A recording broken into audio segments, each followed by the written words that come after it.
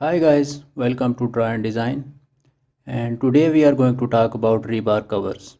Whenever you select a rebar in your Revit model, you can see we have green color dashed lines appear inside the Revit structure. These are the rebar cover lines, and these are the distance between the outermost layer of reinforcement up to the surface of structure. In this video, we are going to show you 5 tips how to manage rebar covers in Revit. Let's see how to view the reinforcement covers in the existing structure. So let's select this foundation of retaining wall, and in the properties panel you can see we have rebar covers of 3 types.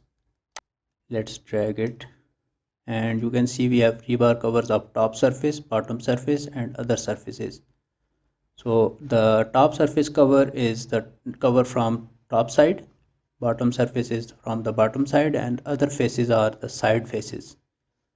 So whenever we want to change the cover, we just have to click on this arrow and we can select the rebar cover from the list.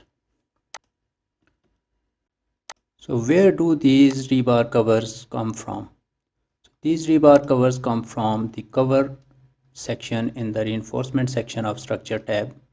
If we click on rebar cover, or we go to reinforcement and click on this arrow, we can see we have rebar cover settings. Click on rebar cover settings and we have some settings predefined in the Revit. So here one question arises, where do these rebar reinforcement covers are coming from? So Revit gives us these reinforcement cover by default setting from the ACI Code 318. Let's see where we can find the ACI code and where we can find the rebar cover description. So we have ACI code 318 and we are in the page number 384. So we have specified concrete covers for cast in place non-pre-stressed concrete members. As you can see, we have cast against permanently contact with ground, exposed to weather or in contact with ground, not exposed to weather or in contact with ground. So there are 3 types, and the reinforcement type, which means we have diameter and the specified cover in inches. So these are the settings which are predefined in Revit. Let's go back to Revit and let's see if we can change one of these rebar covers. So if we click on the settings, you can see we can edit all of these. We can use predefined rebar covers or we can introduce one of our own.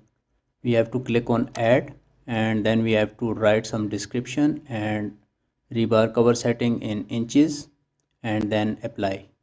So we can add and we can delete one of these rebar cover settings.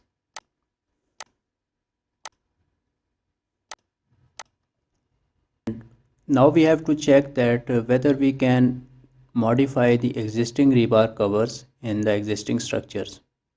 So let's click on this foundation of retaining wall and we can change the rebar covers from this area, or we have the other option to click on cover and then we can select the whole element or we can select the faces of the element. Let's start with pick elements. Let's start with the foundation of retaining wall. Click on retaining wall and then here you can set the reinforcement covers. So mostly the foundations are in contact with earth, so we have to apply cast against earth 3 inches and we have to click on this. So this will be set as 3 inches from all sides. So this means that whenever we select a structure and we apply a single rebar cover setting, this will be applied to all the faces. Let's undo this setting and let's check the rebar cover setting by face. So click on rebar cover and in this area click on pick faces, and then we have to select the face.